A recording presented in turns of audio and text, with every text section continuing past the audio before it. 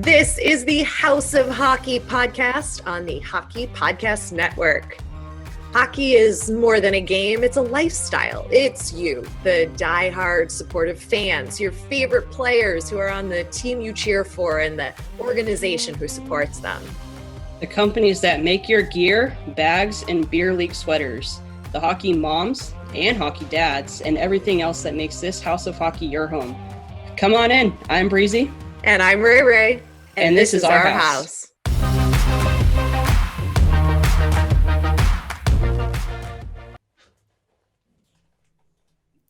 You did it. Oh my God, I can't believe you did it. Of course. I knew you would, because you would, but... Welcome to the House of Hockey podcast, episode 100. I am one of your hosts, Rae Rae, and yes, I'm wearing a towel. She is. I was quite shocked when I jumped on it wasn't that I was shocked to see you in a towel. It was more so of I forgot that you had said that you were going to be doing this. So when I logged on, I was like, oh crap, she's not even ready yet. Like, you look ready, you're just not wearing anything. Exactly. Well, you're wearing a towel, so. Yeah, and you're Breezy.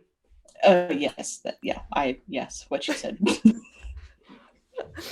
So if you missed last, weirded out like saying your own name. I feel like I get weirded out saying my name sometimes. But when I have to like say like, oh hey Jackie, it's like I hate saying like somebody else's name when I'm like trying to get their attention too. I always just like being like, hey. It's weird when people call me Rachel. Like, I'm sure it's weird when people call you Brianna. Oh yeah, I hate it. Yeah. I'm always like, oh, huh? What? Who? Yeah. Me. Who's Rachel? What's wrong? Am I in trouble? I don't like it. Good to know. Good to know. Yeah. I just call you Rae. Yeah. Plus, it's like easier. Yeah, exactly. There's like very few people who call me Rachel, and it always throws me off. And like I use it professionally, right? I use my actual name professionally, hosting and stuff. But like, so in those scenarios, it's like I'm used to it because that's like that hat that I'm wearing, so. Right.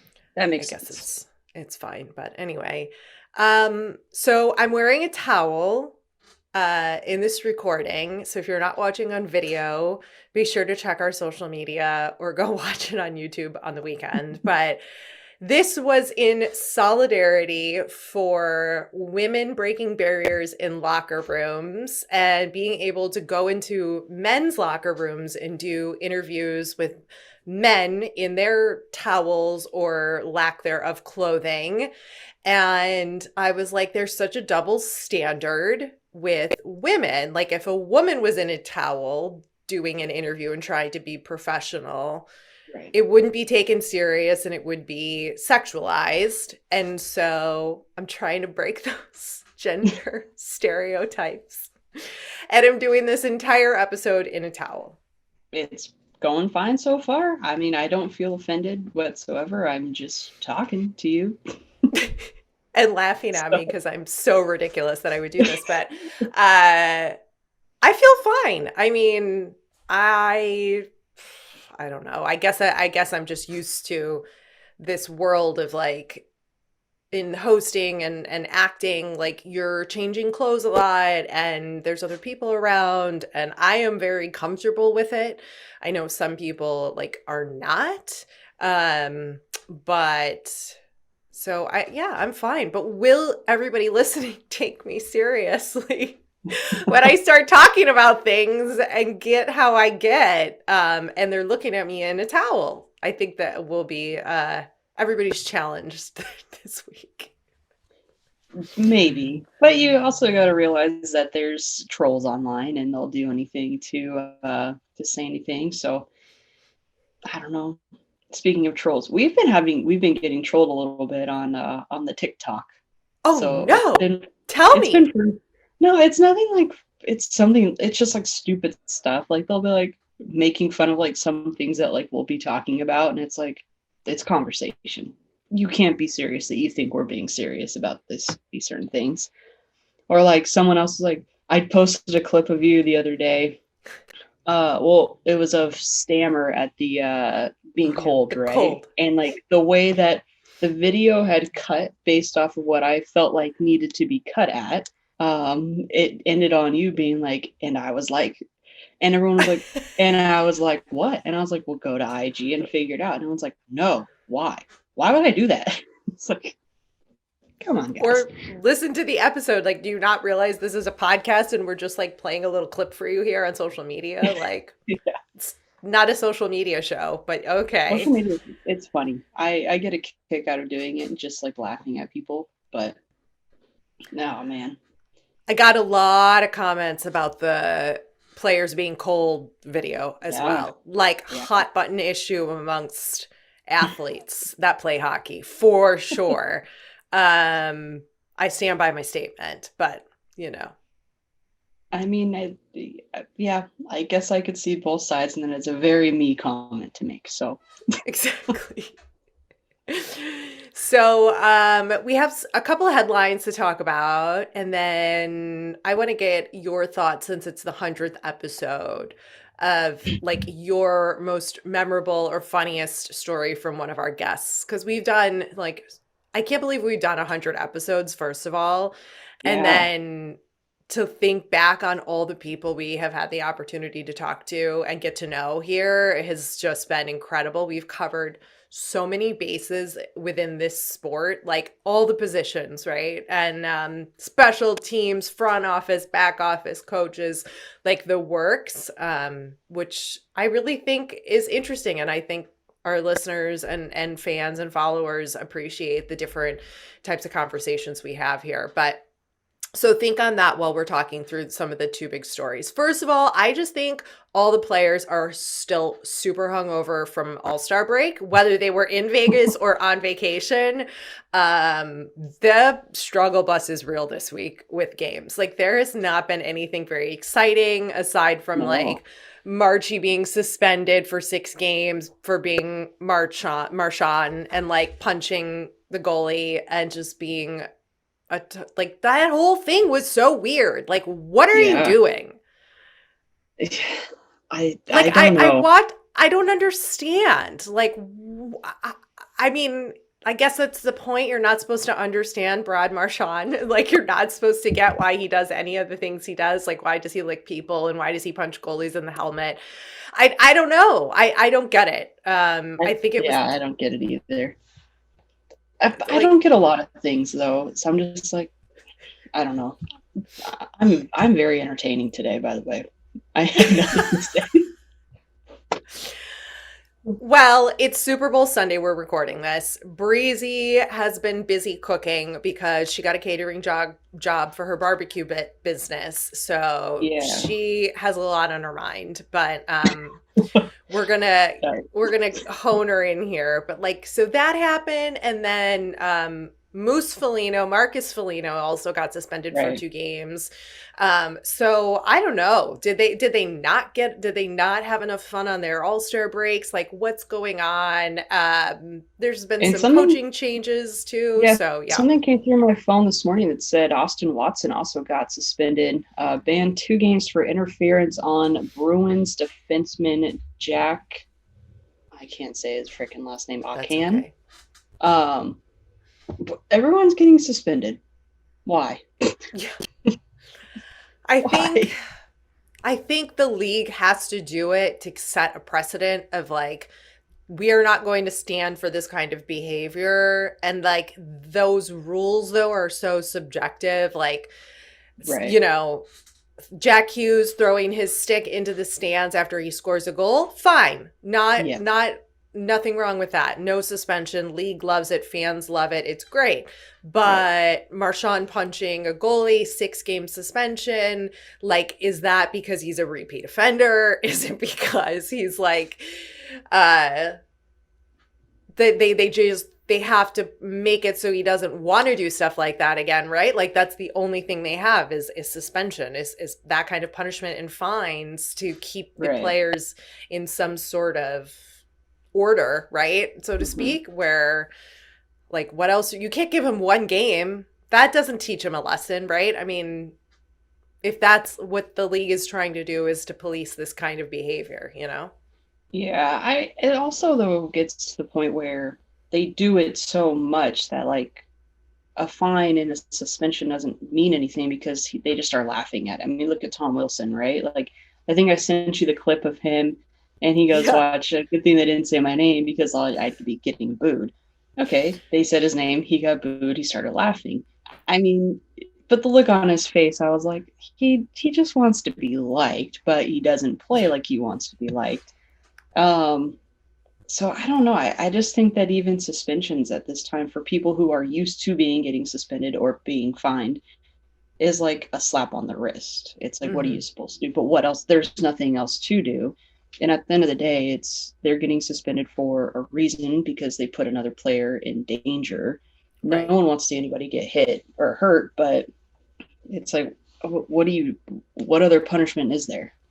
Just stop doing it. Yeah. Like, just be I mean, glad you could that we have can. fun. Don't get me wrong. You can have fun. You could poke the bear, but when it comes to someone getting like seriously or potentially being Mhm. seriously injured, why? Like, what was the point?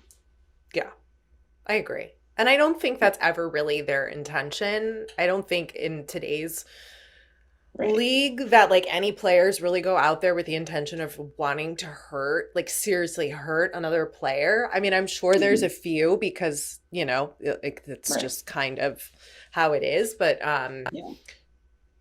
I don't really think those are people's intentions, but you're right. We have to keep them safe. So, Yeah. And you whether know. I mean, I don't know. When you get angry, like you get angry, right? But Yeah. I don't think it's anybody's intention to physically hurt somebody unless you are in a crazy mindset.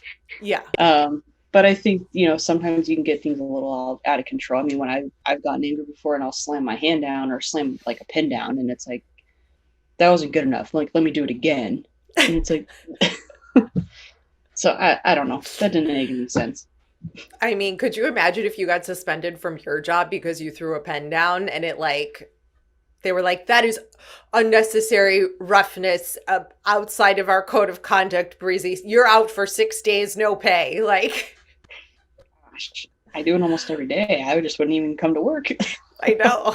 I know. God, when I worked in news, I had quite the uh, short temper, and I would like slam hands down on desk and, plethora Yeah, of curse words would be coming out of my mouth and I and then yeah. I two mean, minutes later especially I'd be laughing like a complete basket case, but that's like yeah, kind of the newsroom environment or how I was in the newsroom environment. yeah. This I towel's know. falling down. This is the only issue with this. When you wear a towel, you have to retuck it. Okay, I'm good now. Yeah, yeah. I just think in general, people who I mean, especially with the people that I deal with every single day, um, stereotypical things go on all the time, and you just get so frustrated. And Hmm. there's been times where I was like, if that guy comes in, I am going to go out there myself and I'm going to throw something. It's like, hmm. But I don't think I'd go full Brad Marchand on people. No, there's definitely like times that I feel that way, right? Like there, Yeah. like I'll say, I just want to punch that person in the face. They make me so mad. But like I've never actually done that Yeah. I usually because just go, I I'm hope not that guy Brad stubs Marchand, his toe. right? Yeah. That's So, that's where we're at, guys. yeah. Um, Or I hope you get explosive diarrhea on the freeway. So, just something terrible that like isn't any harm. But but would yeah, really suck. suck. Really suck. I mean, stubbing your toe definitely hurts. So that's usually the one I usually go with. Yeah. But Stub your toe and break it like I did. ooh, That's yeah. fun. I hope you hit your Just pinky toe on a chair. it breaks and you can't do anything about it. Yeah. Urgh. We're real tough. Uh, so tough. But really though, like, don't cross us. Yeah. Especially me. Like, I don't care that I'm in a towel. Like, I will cut you if you cross Breezy or I or hurt anybody important in my life. I will come for you. Don't mess with And I me. don't and I don't have to do anything. I just need to say someone was mean to me, and then you come after them. Exactly. Yeah. I have done before. I have like threatened people that I don't even know. Like that's a story for another day.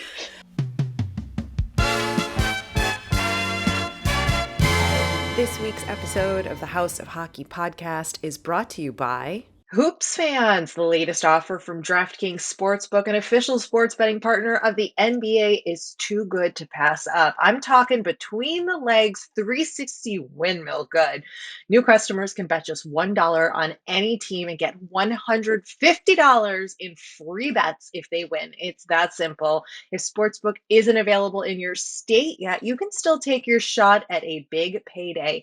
Everyone can play for huge cash prizes with DraftKings daily fantasy basketball contests. DraftKings is giving all new customers a free shot at millions of dollars in total prizes with their first deposit. Download the DraftKings Sportsbook app now. Use promo code THPN. That's THPN for the Hockey Podcast Network. Bet just $1 on any NBA team and get $150 in free bets if they win. That's promo code THPN at DraftKings Sportsbook, an official sports betting partner of the NBA. 21 and over, minimum age and location requirements vary by jurisdiction. See DraftKings.com/sportsbook for a full list of requirements and state-specific responsible gaming resources. Void where prohibited. Minimum $5 deposit. Gambling problem? Call 1-800-GAMBLER. In Tennessee, call or text the TN Red Line 1-800-889-9789. In Connecticut, call 1-888-789-7777 or visit ccpg.org/chat. In New York, call 1-877-8-HOPE-NY or text HOPE-NY. That's 467-369.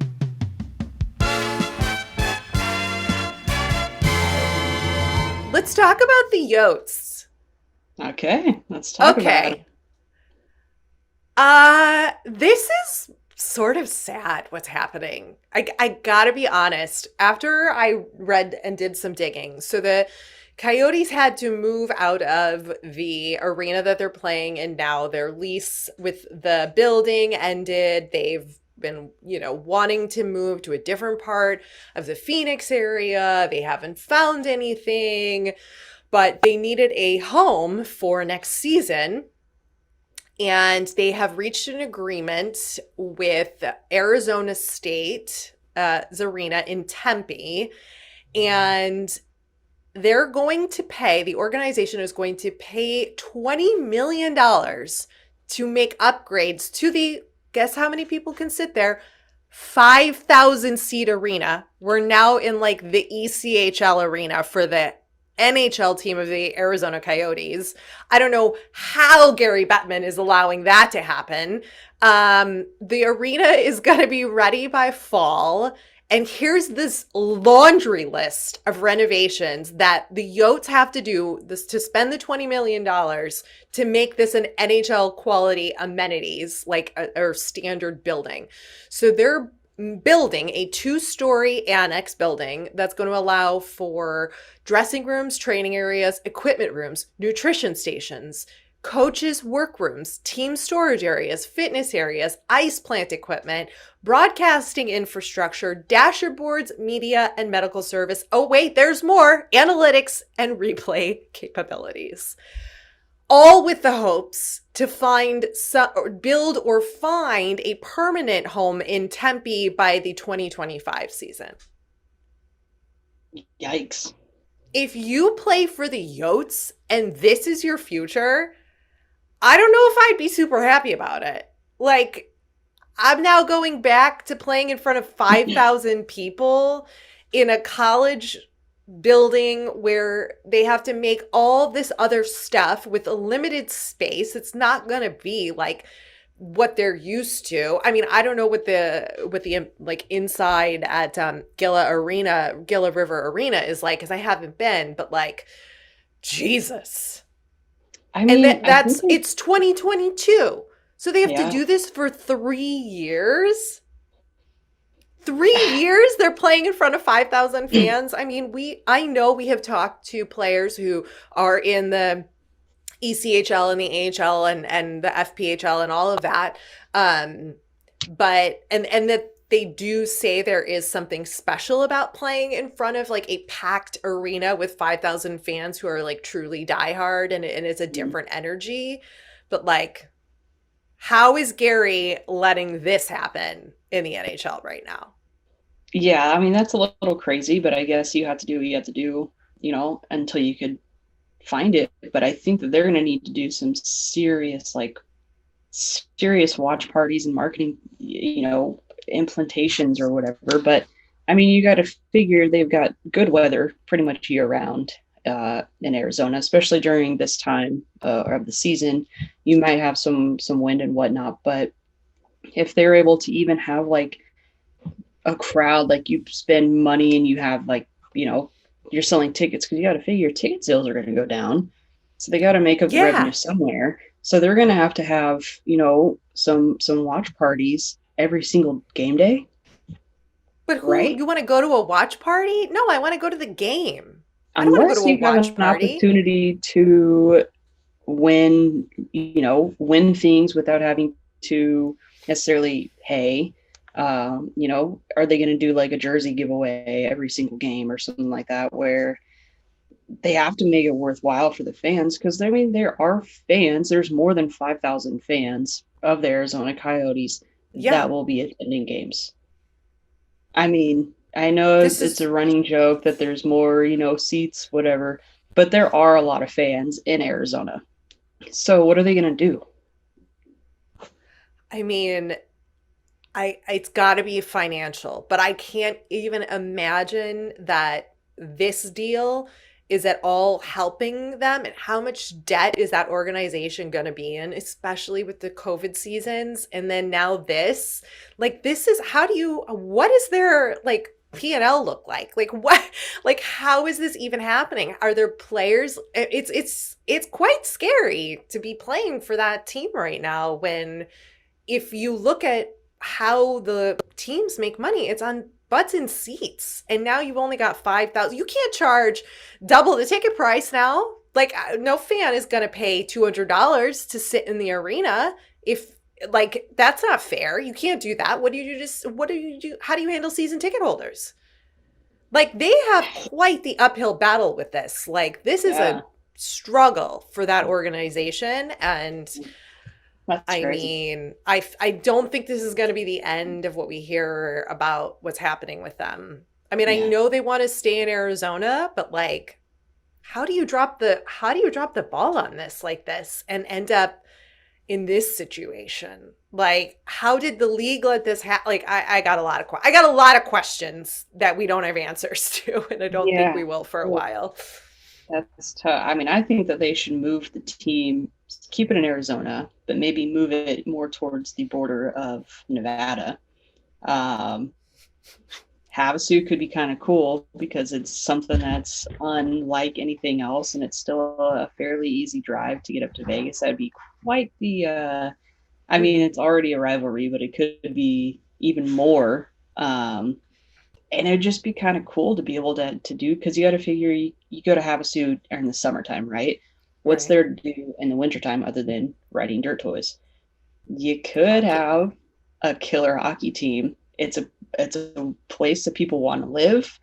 Not to say that Scottsdale and Phoenix are not, but Hmm. I guess logistics wise, major airports and whatnot. But I don't know. My hands are a little clammy thinking about that battle that they're gonna have to figure out. I know. Like you're sweating bullets if you're in the executive team of the Arizona Coyotes right now, but Yeah, there's clearly a reason for the league to support this and push for them to stay in some capacity. So, in that respect it's good, and there is some positive for the fans that like, well, they still do have the team for now, which is great, but like Yotes fans got to show up. Like you've got to help if you really want this team to stay, like a lot of this is on you too.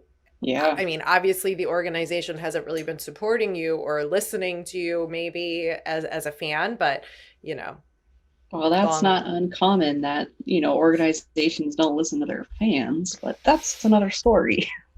Yeah, but I think especially in this league where so much of the revenue is generated from the fans, I think a lot of the organizations do like take that into account to some degree. I mean, obviously you can't do that when it comes to players necessarily, but like as Right. far as like having a flippin' arena where more than 5,000 people can go, I mean, I don't think that's too much to ask.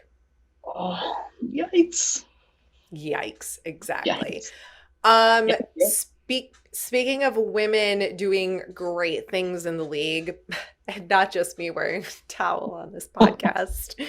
Cammi Granato got a major promotion. She is now an assistant GM with the Vancouver Canucks. She is the second woman hired for the role in the Vancouver front office. She was previously pro scouting for the Kraken, and she is officially the third woman to be an assistant GM in NHL history. And if you don't know much about her, she was the captain of the United States women's hockey team when it won gold at the 1998 Olympics, which is super relevant right now because the Olympics is going on currently. And she's a two-time Olympian who played in every IIHF Women's World Championship from 1990 to 2005. And she's in the Hockey Hall of Fame. So she has lots of experience. She's been doing scouting. I'm very excited to see what she can do for the Canucks. You love to see it. There's been just such a, like in the last 2 years, you've started seeing so many more women in executive suites and within the teams, behind the benches, on the ice refereeing in the minor league system. Like it's so exciting to see, and it's something that's worth noting, don't you Yeah. think? Yeah, absolutely. And I think that, the Canucks is a great organization for her to be a part of too, because they desperately need something and she can make major changes. And I think it's going to do really, really well. I think she's going to perform really well. And I think just overall, like you said, love to see it. Love to see it. Have you been watching the Olympics? The like No, especially the hockey? no, I haven't had. I know this. I probably shouldn't say this, but I haven't had any time. That's It's okay. been it's been bonkers. Unfortunately, no, haven't been able to see any of it. I've been able to see a few highlights, but that was pretty much it. Yeah, I got to watch a couple. I got to watch the men versus Canada. Which day I don't know because I like the replays are going or like the games have already played, but they're airing at a different time here. So I thought I was watching something live. It was not live, but it doesn't matter. I was still watching it and enjoying watching it, whether or not it had already like happened in actual reality time of life. Right. But it was fun to watch the women. They've got an uphill battle with Team Canada, but the Team USA men's hockey are just dominating.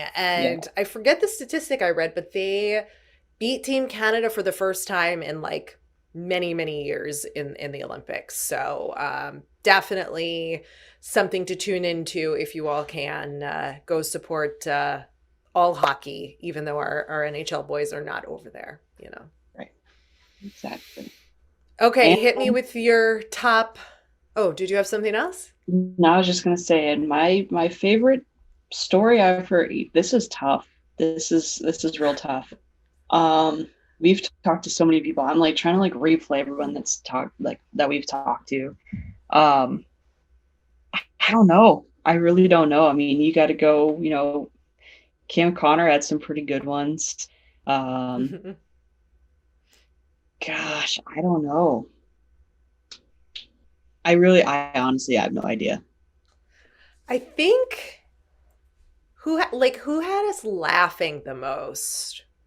I think in recent AJ Galante had us laughing a lot. That was a Yes. fun interview.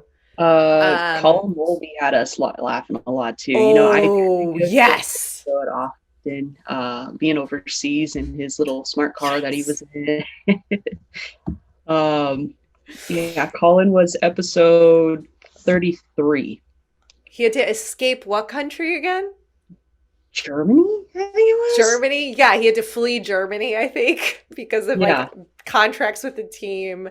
His interview is worth going back and listening to. I Absolutely loved insane.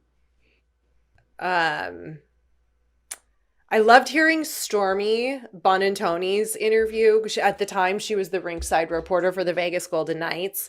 And she was talking about how she got shoe checked by Nick Holden and Yep. like the pranks that they were playing on her. And I just loved that she was able to share some of those stories and have those kinds of experiences with the players. And then to boot, I run into her at the in the Las Vegas airport like several months later at 5 in the morning, and I'm like, Stormy.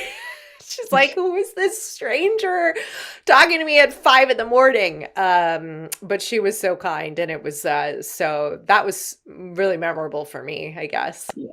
That That one and was, Selena Pompiani. So we yeah. interviewed her, and then again, several months later, I'm driving down the streets of Pittsburgh, and who do I see walking down the street and go running up to? Selena! It's like, what? Selena. There you go. I'm going through our IG trying to figure out anybody else on here. I mean, there's everybody I think has been super impactful and has had, so many good stories. And Yeah, even the kids, we had Tiny Beast Abby on. It's always cool to talk to anybody and just see where inspiration comes from and work ethic and how much yeah, the game means to everybody. So, um, so many of them. yeah. I'd love to hear from our fans. Like, drop a comment on social. Let us know who's been your favorite interview and or maybe moment between me and Brissy that's been entertaining for you. And don't forget to rate and review the podcast. That would mean so much to us. Write a review that helps like get this out to more people and gives us motivation to keep doing this and working hard to get interviews, which by the way, we have some big names in the works coming down the pipe that we have to schedule around Breezy's in my schedule because Breezy's going to the outdoor game Yes. in Soon. Nashville Whew. soon. So soon. So soon. And we'll have some interviews coming up for you guys. So thanks for helping us get to 100. Without all of you, though, like we really wouldn't be here or doing this. So it means a lot. Yeah, definitely. Now I got to go put real clothes on because we got to do an interview. And I think that would be just too much if I showed up in a towel to interview this person. Yeah, might want to go change. He might not understand. All Yeah. right. Thanks for listening, everybody. Thanks for coming over to our House of Hockey podcast and hanging out with us. We'll be back next week with a brand new episode. And in the meantime, you can follow us on social media. Just look for House of Hockey podcast. We'll be back next week.